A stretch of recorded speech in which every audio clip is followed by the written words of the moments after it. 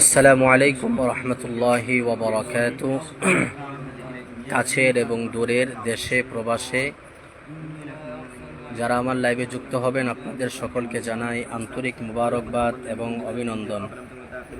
আলহামদুলিল্লাহ সুম্মা আলহামদুলিল্লাহ। আজকে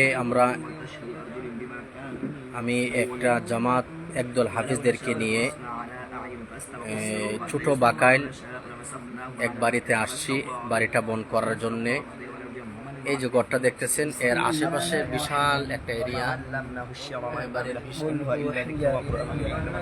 বাড়ির বাইরে অনেক জায়গা, প্রায় এক কানি জায়গার মতো।